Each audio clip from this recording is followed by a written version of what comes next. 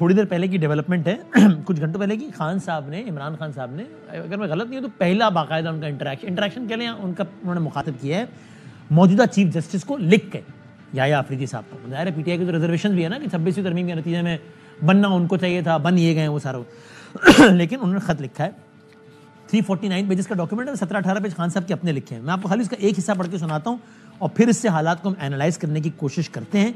ये आप सब जानते हैं तो ओपन सीक्रेट है ना कि भाई सही है, अगर अभी बहस में अगर छोड़ भी दें तो 9 मई, तो ये मैं जानता हूँ मेरे मेहमान फवाद चौधरी साहब उनकी राय है कि भाई 9 मई हुआ था तो फिर 8 फरवरी भी तो हुआ था, ये सारा तो वो उस बहस को एक लम्हे के लिए कांस्टेंट रखते हुए 9 मई एक मसला तो है ना, और उस पर पोजीशन आज की तारीख में क्या है खान साहब की, वो वही है या कुछ तब्दीली हुई, आप देख लें। उन्होंने ये लिखा है कि भाई, अब बहुत तवील है, मैं खुलासा पढ़ता हूँ।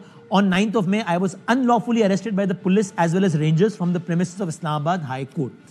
अब मैं और डिटेल्स छोड़ते हुए बताता हूँ। वो कहते हैं the brutal manner of my arrest resulted in peaceful protest. मेरे यानी गिरफ्तारी के नतीजे में पुरअमन मुजाहिरे हुए थे 9 मई को, पुरअमन मुजाहिरे हुए थे पूरे मुल्क में।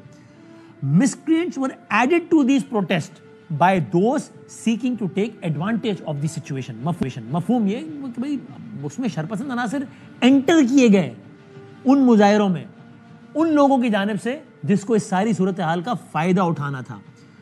और उसके बाद क्या हुआ? This resulted in various incidents of break in and damage to property. कौन सी प्रॉपर्टी डैमेज हुई थी 9 मई को? आप सब जानते हैं। ब्रेक इन कहाँ हुआ था? आप सब जानते हैं। तो this resulted in various incidents of break in and damage to property that had nothing to do with my party और its policy of peaceful protest. The reaction of the state was repressive.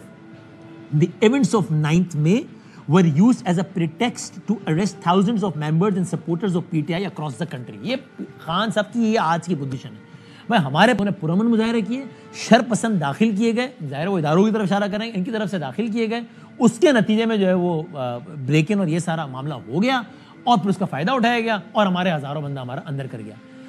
Ali अमीन गंडापुर साहब, government ये कहती है कि वो मान चुके हैं मुज़ाकराती कमेटी में कि यार हमारे लोगों ने लाइन क्रॉस कर ली, जहाँ हमारे लोग घुस गए थे। मैं मानता हूँ उनको सजा दो, लेकिन उतनी सजा उतनी डिजर्व करते हैं, उससे ज़्यादा नहीं दो। कमेटी के अंदर क्या कहानी का हमें नहीं मालूम, लेकिन जो कैमरे पर का वो तो हमें मालूम है। हमारा ही इंटरव्यू था 2 हफ्ते पहले तकरीबन से, उसमें उन्होंने क्या कहा आप सुने, फिर हम बात करते हैं। देखें अली अमीन गंडापुर साहब ने 9 मई के हवाले से क्या कहा। हमारे बहुत से जो लोग हैं हम उनको डिसोन नहीं करते।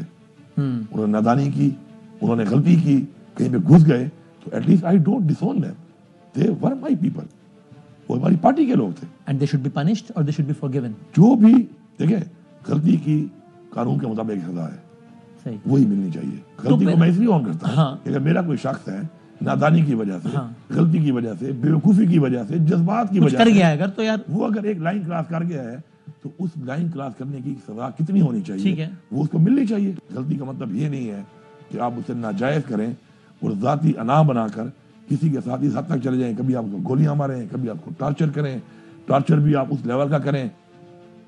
ये सारे का सारा मंजरा